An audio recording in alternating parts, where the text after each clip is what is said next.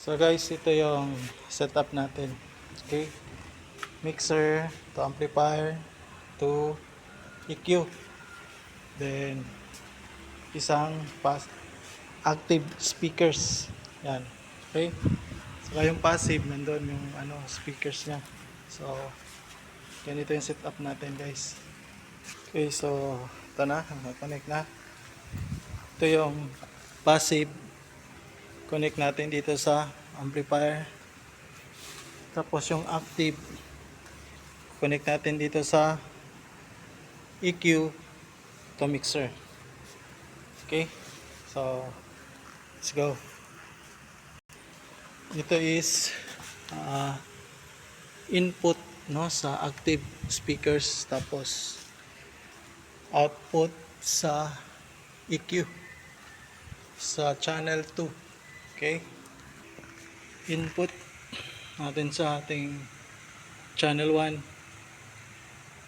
active speaker, then output sa channel 2.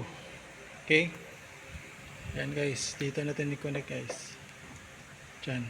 Okay, lang yan.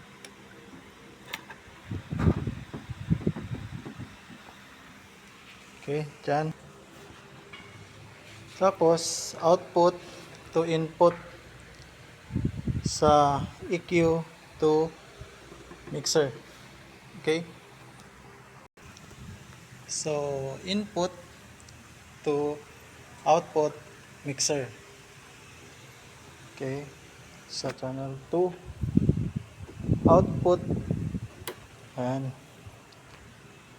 tapos input channel 2.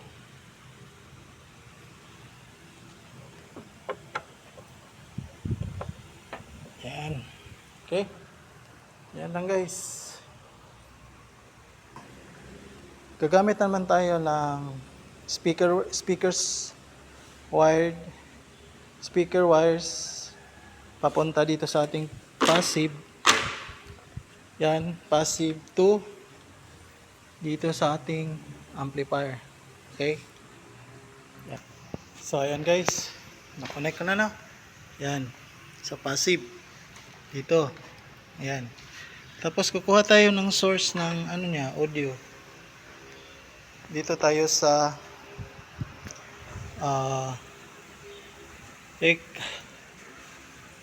dito tayo sa AUX 2 kasi dito yung pre. Okay, dito tayo.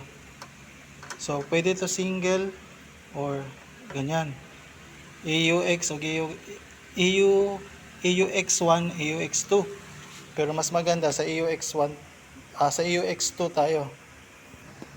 Instead na ito yung gagamitin natin, so bali dito na lang tayo sa ito na lang, para dito siya sa AUX2. Yan, yung passive natin, right?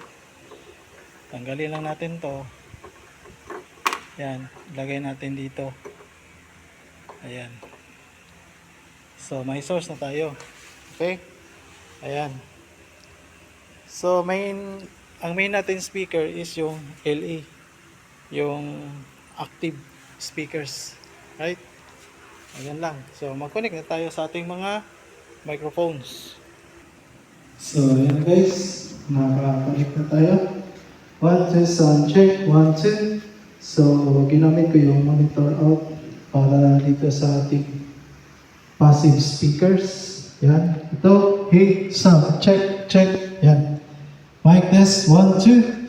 So sa ating main, yung LA, 1, 2, sound check, sound. Mic test, 1, 2, sound check, 1, 2. Hey, sound. Yan lang po, basic na connection sa amplifier to passive, tapos active speakers to mixer.